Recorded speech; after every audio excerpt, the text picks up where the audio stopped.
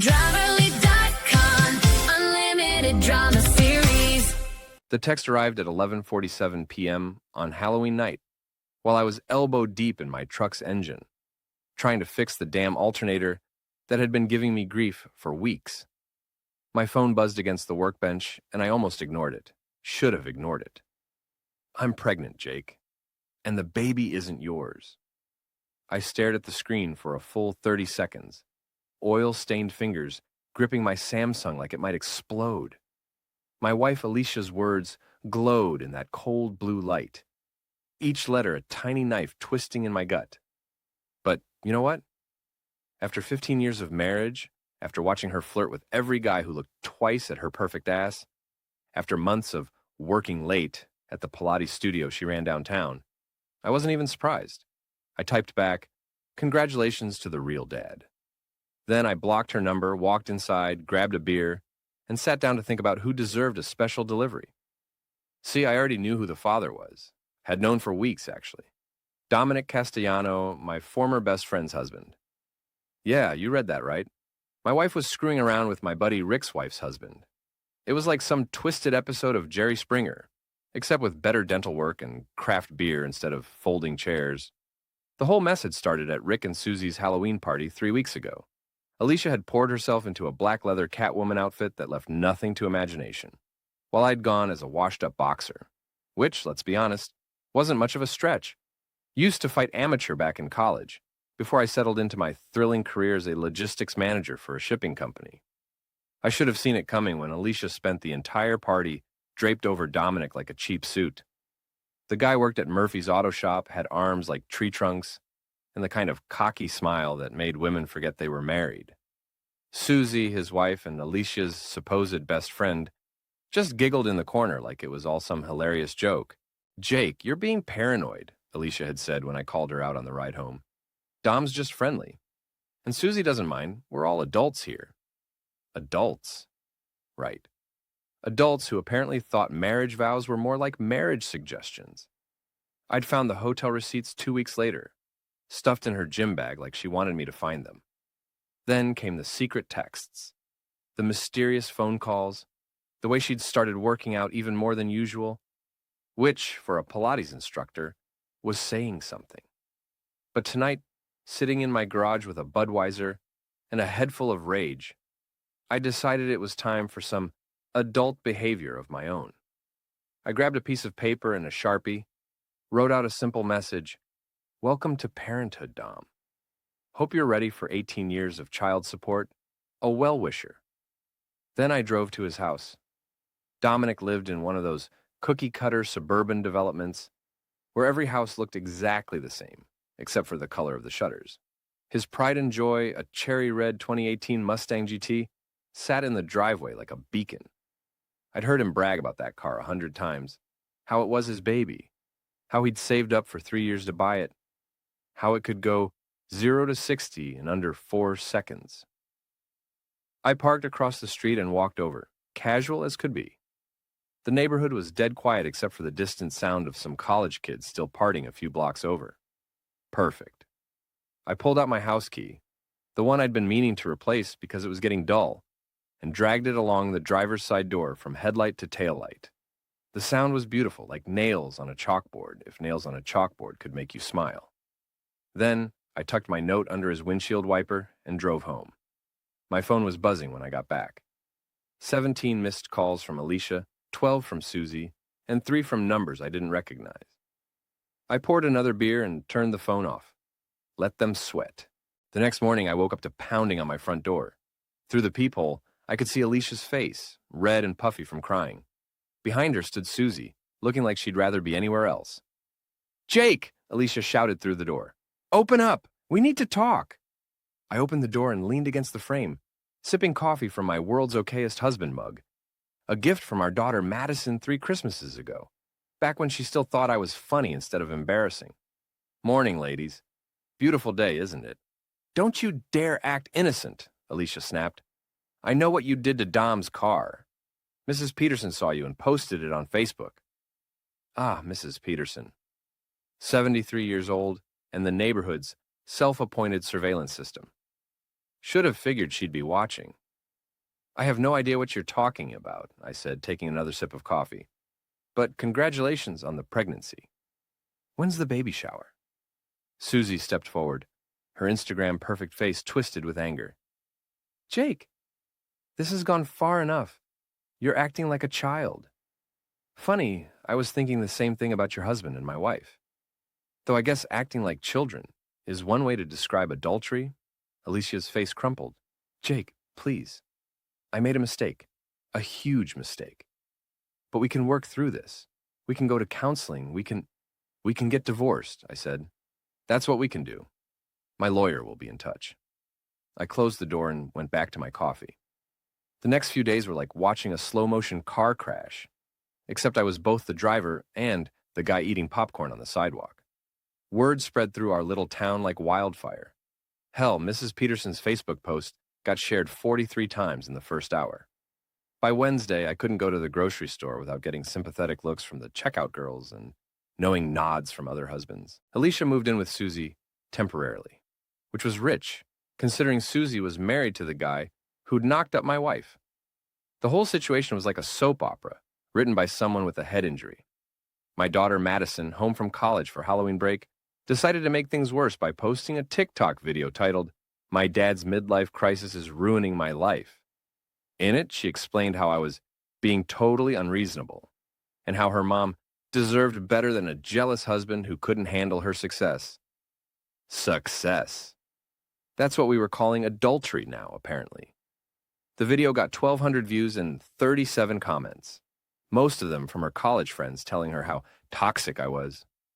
Kids these days, they had a label for everything except personal responsibility. I was dealing with my own problems at work. My boss, Terry Kowalski, called me into his office Thursday morning, with that look supervisors get when they're about to deliver bad news with a smile. Jake, buddy, I heard about your situation at home, he said, settling his considerable bulk into his desk chair. I just want you to know that whatever's going on in your personal life, it doesn't affect your position here. I appreciate that, Terry. That said, he continued, and there it was. Maybe you should consider taking some time off. Get your head straight. Work through whatever's happening with Alicia. Translation. The gossip was making him uncomfortable, and he wanted me gone until the drama died down. I'm fine, Terry. My personal life isn't affecting my work. I know.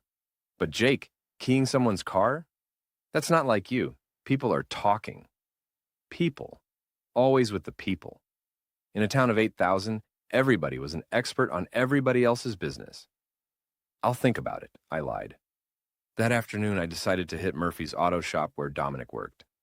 Not to cause trouble, just to see how the other half was living. The shop sat on the edge of downtown, a converted garage with 2 bays and a waiting area that smelled like motor oil and broken dreams. Dominic was under the hood of a Honda Civic when I walked in. He looked up, saw me, and his face went through about 6 different expressions before settling on defensive anger. What do you want, Jake? Just wanted to see how you were doing, Dom. Heard you had some car trouble. He straightened up, wiping his hands on a greasy rag. At 42, Dominic was still built like the high school football player he'd been 24 years ago. All shoulders and swagger. The kind of guy who thought every problem could be solved with enough muscle and attitude. You got some balls coming here. Just being neighborly. How's Alicia doing? I haven't talked to her since she moved out. She's doing fine. Better than fine, actually. Turns out she's happier without you dragging her down. I nodded like this was fascinating news. And the baby? You excited about being a dad? His confident expression flickered.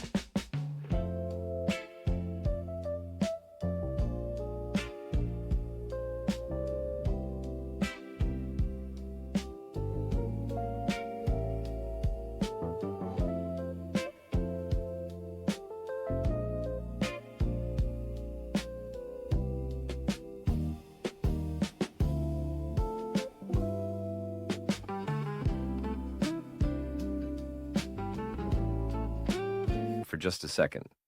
What baby? Come on, Dom. The whole town knows. Alicia's pregnant, you're the father, I'm the cuckold. It's like a country song, except with less drinking and more property damage. I don't know what game you're playing, but no game. Just wanted to congratulate you in person. Fatherhood's a big responsibility. 18 years of child support, college tuition, dance recitals, parent-teacher conferences. Hope you're ready. I turned to leave, then stopped. Oh, and Dom? You might want to invest in a security camera for your driveway. Never know what might happen to a man's property these days. His face went red, but I was already walking away. That evening, I met my actual friend Richard at O'Malley's, the dive bar where we'd been drinking together since our 20s. Richard owned the place now. Bought it from Old Man O'Malley 5 years ago when the original owner decided Florida was more appealing than Michigan winters. You're playing with fire, Richard said, sliding a beer across the scarred wooden bar. Dominic's got a temper and he's got friends. So do I. Do you? Because from where I'm sitting, it looks like your wife left you. Your daughter's broadcasting your business to the internet, and half the town thinks you're losing your mind. He had a point. Richard was good at having points. Came with the territory of listening to drunk people's problems for a living. What would you do? I asked. Honestly, I'd lawyer up, divide the assets, and move on. Find a nice woman who doesn't think marriage is a suggestion. That's the mature thing to do. Yeah, but you're not going to do the mature thing, are you? I took a long pull from my beer. Probably not. Then at least be smart about it. Don't give them ammunition. Don't do anything that'll land you in jail or cost you money in the divorce. What if I told you I had a plan? I'd say I don't want to know the details. But I'd also say that whatever you're thinking, make sure you can live with the consequences. I could live with the consequences. The question was whether they could. Friday morning brought another surprise. I was getting dressed for work when my phone rang. Alicia's number, but not blocked anymore. Apparently, she'd figured out how to call from Susie's phone. Jake, we need to talk. We are talking. In person. This is important. Everything's important to you, Alicia. That's part of the problem. I'm not pregnant. I stopped buttoning my shirt. Come again? I'm not pregnant. I was late. I panicked. I thought I was. But I took 3 tests yesterday. All negative. Interesting. So you lied. I didn't lie. I was scared and confused, and you lied. You told me you were pregnant with another man's baby. That's lying. Jake, please. I know I messed up. I know I hurt you. But we can fix this. We can go back to how things were. How things were. Right. Back to the late nights and secret texts and me pretending I didn't notice my wife, checking out every guy who walked past our table at dinner. Where are you staying? I asked. With Susie. Jake. About Dom. What about Dom? It's complicated. It's not what you think. I think you've been sleeping with him for months. Am I wrong? Silence. Alicia? It's not that simple. It's exactly that simple. You made a choice. Now I'm making mine. I hung up and finished getting dressed.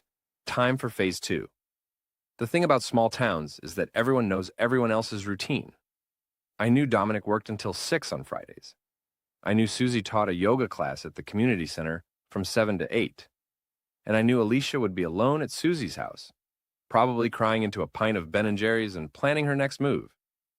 I drove to Susie's place around 7:30. The house was a monument to Instagram perfection. White siding, black shutters, perfectly manicured lawn, and one of those wooden signs by the front door that said "Blessed" in cursive script. The kind of place where people took pictures of their breakfast and called it content. Alicia answered the door in yoga pants and one of my old college sweatshirts. Even after everything, she looked good. That had always been her superpower, looking good when everything around her was falling apart. Jake, I wasn't expecting you. Can I come in? We should probably have this conversation in private. She stepped aside and I walked into Susie's living room. Everything was beige and white and perfectly arranged, like a furniture store showroom.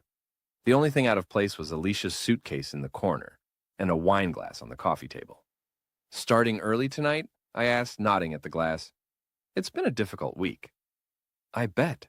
Must be hard keeping your story straight. She sat down on the couch, curling her legs under her like she used to do when we were dating. Back when I thought her vulnerability was genuine instead of calculated. Jake, I need to tell you something about Susie. What about her? She's been encouraging this. The thing with Dom. She set it up. I sat down across from her, interested despite myself. Set it up how? She said you and I were growing apart.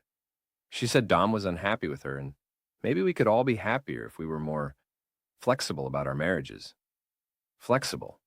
She called it conscious uncoupling, but staying married for practical reasons. Like an open marriage, but more sophisticated. Sophisticated. That was Susie all over, putting fancy names on shitty behavior. And you thought this was a good idea? I don't know what I thought. Susie can be very persuasive. And Dom was paying attention to me in a way that you hadn't in years. A couple spa. You took her to the place we go. It was a birthday gift. She's a friend. Friends don't get $500 couples massage. Watch more on Grammarly.com. So it's my fault. That's not what I'm saying. It sounds like what you're saying. Alicia started crying then, the kind of pretty tears that made her eyes look bigger and her lips look fuller. Academy Award stuff. I'm saying I made a mistake, a huge, terrible mistake, and I'm sorry. Are you sorry you did it or sorry you got caught? Both. I'm sorry for both. At least she was honest about that. What do you want from me, Alicia? I want us to try again. I want to go to counseling. I want to fix this. And Dom? That's over. It was never really anything serious anyway. Does Dom know it's over? She looked away. We haven't talked about it. So you're here asking me to take you back while your boyfriend thinks you're still together. He's not my boyfriend. It was just sex, Jake. It didn't mean anything. Just sex. Like, that made it better. Like reducing our 15-year marriage to just sex was supposed to be comforting. I need time to think, I said. How much time? I don't know, maybe a lot. I stood up to leave, then turned back. Alicia, that night at the party, when you were all over Dom while Susie watched, did you think about me at all? Jake, did you think about our wedding day, or our first apartment, or any of the 15 years we've been together? Of course I did. But you did it anyway. Yes. Then we don't have anything else to talk about. I left her crying on Susie's perfect couch in her perfect living room and drove home to plan my next move. Saturday brought rain and a text from Richard. Dom was at the bar last night asking about you. Seemed agitated. Thought you should know. Agitated? That was interesting. I'd been hoping to get under his skin, and apparently it was working. I was drinking coffee and reading the news on my phone when someone started pounding on my front door. Not knocking, pounding. The kind of aggressive banging that said whoever was on the other side had run out of patience. Through the peephole, I could see Dominic and another guy I didn't recognize. Dom's face was red with anger, and his friend looked like the kind of person who solved problems with his fists. Great. I opened the door but left the chain on. Morning, Dom. Who's your friend? Cut the shit, Jake. We need to talk. We're talking. Face to face, man to man. I'm comfortable with the door between us, thanks. You seem a little wound up. The friend, a shorter guy with prison tattoos and dead eyes, stepped forward. Open the door, asshole. And you are? Tommy Ricci, Dom said. He works with me at the shop. Tommy Ricci. I'd heard the name around town. Small-time criminal who'd done a stretch for assault a few years back. The kind of guy who thought intimidation was a personality trait. Well, Tommy, it's been real, but I'm not in the mood for company right now. You keyed my car, Dom said, and you've been harassing Alicia. I haven't harassed anyone. As for your car, I have no idea what you're talking about. Bullshit. Mrs. Peterson saw you. Mrs. Peterson sees a lot of things. Doesn't mean they're real. Tommy stepped closer to the door. You think you're funny? You think this is a game? I think you're on my property without permission, and I think you should leave before I call the police. Call them, Dom said. Tell them how you've been stalking my girlfriend. Girlfriend. Interesting choice of words, considering Alicia had told me it was over. Your girlfriend. That's my wife you're talking about, Dom. Not for long. We'll see about that. I closed the door and watched through the peephole as they stood on my porch for another minute, arguing in low voices. Finally, they left, but not before Tommy kicked my mailbox hard enough to dent it. Classy guys, I called Richard. I need a favor. What kind of favor? The kind where you don't ask questions. Jake, Dom and one of his buddies just came to my house. They're escalating. I need to escalate back, but smart. What do you want me to do? You still know people from the old neighborhood? Richard had grown up in Detroit before moving to our little town to take over the bar. He'd kept in touch with some of his childhood friends, guys who'd made different choices than he had. Maybe, what kind of people? The kind who know how to send a message without anyone getting hurt. Jake, that's not a good road to go down. I'm not going down any road. I just want Dom to understand that two can play the intimidation game. Richard was quiet for a long moment. There might be someone. But Jake, if this goes sideways? It won't go sideways. I just want Dom to back off. I'll make some calls. That evening, I drove to the community center where Susie taught her yoga class. Not to cause trouble, just to have a conversation. The class was ending when I arrived, and I watched through the window as a dozen suburban moms rolled up their yoga mats and gathered their designer water bottles. Susie saw me waiting in the parking lot and said something to the other women before walking over to my truck. Jake, this is unexpected. We need to talk. About what? About your role in this whole mess. She leaned against my passenger door, looking like she'd rather be anywhere else. At 38, Susie was still attractive in that high-maintenance way that required 2 hours at the gym every day and monthly trips to the salon. She'd been Alicia's best friend since college, and I'd never liked her. There was something calculating about her, like she was always working an angle. I don't know what Alicia told you, but she told me you encouraged her to sleep with your husband. She told me you called it conscious uncoupling or some other bullshit. That's not exactly what happened. Then, tell me what happened. Susie looked around the parking lot, making sure we were alone. Alicia was unhappy, Jake. She had been for months, maybe years. She felt like you were taking her for granted. So you suggested she cheat on me. I suggested she explore her options. Dom was attracted to her, she was attracted to him, and I thought maybe it would help her figure out what she really wanted. And what about what Dom wanted? What about what I wanted? Dom's a grown man. He made his own choices. With your encouragement. I didn't force anyone to do anything. No, you just created the opportunity, and then sat back to watch the show. She straightened up, her yoga calm facade slipping. You want to know the truth, Jake? The truth is that Alicia deserves better than a husband who comes home from work, drinks beer on the couch, and acts like marriage is something that just maintains itself. And Dom's better? Dom pays attention to her. Dom makes her feel attractive and desired and interesting. When's the last time you did that? When's the last time your husband made you feel that way? She went quiet.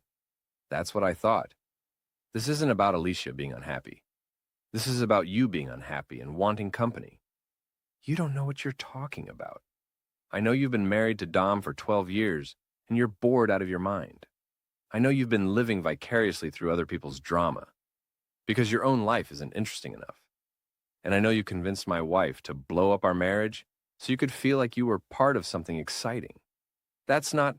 Save it, Susie. We both know what this is really about. I started my truck and rolled down the window. Tell Dom I said hello. And tell him Tommy Ricci isn't as scary as he thinks he is. I drove away, leaving her standing in the parking lot, looking like I'd slapped her. Phase 3 was about to begin. Sunday morning, I got a call from a number I didn't recognize. Jake, this is Marcus. Richard gave me your number. Marcus turned out to be one of Richard's Detroit connections, a guy who specialized in what he called attitude adjustments. Nothing illegal, nothing violent, just creative ways to make people reconsider their life choices. Richard says, you got a problem with some guy who doesn't understand boundaries. Something like that. What kind of problem? I explained the situation, Dom, Tommy, the threats, the harassment. And you want what exactly? I want him to back off. I want him to understand that intimidation works both ways. I can do that, but it's going to cost you. How much? $500. Cash. It was worth it. When? Tonight. Give me his address and his schedule. I gave him Dom's information and hung up, feeling better than I had in weeks. That evening, I was watching TV when my phone rang. Alicia's number. Jake, something's wrong with Dom. What do you mean? He came home from work today and he's acting strange, paranoid. He keeps checking the locks and looking out the windows. Maybe he's got a guilty conscience. This is serious, Jake. He thinks someone's watching him. Why would someone be watching him? I don't know. But he's talking about leaving town. He wants me to come with him. Interesting. Marcus worked fast. Are you going to go? I don't know. Jake, did you do something? I don't know what you're talking about. Jake, Alicia, if Dom's feeling paranoid, maybe he should examine his recent behavior. Actions have consequences. What does that mean? It means maybe he's finally figuring out that screwing around with other men's wives isn't a game. I hung up and poured myself a beer. Phase 3 was working perfectly. Monday morning brought the best news yet. Richard called me at work with an update. Your friend Marcus is an artist, he said. Dom showed up at the bar last night looking like he'd seen a ghost. Apparently someone left a dead fish on his doorstep with a note that said, "Stop swimming in other people's ponds." That's it? A fish? That's not all. Someone also put sugar in his gas tank, replaced all his work shirts with ones that said Home Wrecker on the back, and somehow got his phone number posted on Craigslist, advertising discreet services for lonely housewives. I almost choked on my coffee. Seriously? He's been getting calls all morning. Apparently he's very popular with the desperate housewife demographic. And Alicia? Word is she's staying with Susie indefinitely. Dom's talking about moving back to Ohio where his brother lives. Perfect. The plan was working better than I'd hoped. That afternoon, Susie called me at work. Jake, we need to talk. In person. I'm listening. Not over the phone. Meet me at the diner on 5th Street. 1 hour. The diner was neutral territory. A greasy spoon that had been serving mediocre food to locals for 30 years. Susie was already there when I arrived, sitting in a corner booth and looking like she hadn't slept in days. You look terrible, I said, sliding into the seat across from her. Thanks. You look like someone who's been playing games with people's lives. I don't know what you mean. Cut the shit, Jake. I know you're behind whatever's happening to Dom. Dom's having some bad luck. It happens. This isn't luck. This is harassment. Like when he and Tommy came to my house, she looked surprised. Tommy Ricci? Dom brought Tommy to your house? You didn't know? No, I didn't know. Dom doesn't tell me everything he does. Apparently not. Just like you don't tell him everything you do. What's that supposed to mean? I leaned back in the booth and studied her face. There was something she wasn't telling me. Something that explained why she'd been so eager to push Alicia toward Dom. How long have you been sleeping with other people, Susie? Her face went white. Excuse me? It's not a difficult question. How long have you and Dom had an open marriage? We don't have an open marriage. Really? Because from where I'm sitting, it looks like you encouraged my wife to sleep with your husband, so you'd have cover for whatever you've been doing on the side. That's ridiculous. Is it? Because I've been thinking about this whole situation, and it doesn't make sense unless you're getting something out of it. And the only thing I can think of is that having Dom distracted with Alicia gave you freedom to pursue your own interests. She stared at me for a long moment, then laughed bitterly. You think you're so smart. Smart enough. Who is he, Susie? It doesn't matter. It matters to me. It matters to Dom. And it's going to matter to Alicia when she finds out her best friend has been using her as a cover story. You don't understand. Then explain it to me. She looked around the diner, making sure no one was listening, then leaned forward. His name is David. He's married, he lives in the next town over, and we've been seeing each other for 8 months. And Dom doesn't know. Dom doesn't know. But you thought if he was busy with Alicia, he wouldn't notice you disappearing for mysterious appointments. Something like that. Jesus, Susie. You destroyed 2 marriages so you could have an affair. I didn't destroy anything. Alicia made her own choices. Based on your advice. Based on her own feelings. Bullshit. You manipulated her because you needed a distraction for Dom. You used my wife to cover your own cheating. Susie's carefully maintained composure finally cracked. You want to know the truth? The truth is that Dom hasn't touched me in 2 years. The truth is that our marriage has been dead since 2019. But we stay together because divorce is expensive and complicated. The truth is that David is the first man in years who's made me feel like a woman instead of a roommate. So, get divorced. Easy for you to say. You don't have a yoga studio and a mortgage and a reputation to maintain. And Alicia? What about her reputation? Alicia's a grown woman who made adult decisions. Don't blame me because your marriage wasn't strong enough to survive a little temptation. I stood up. You're right about one thing, Susie.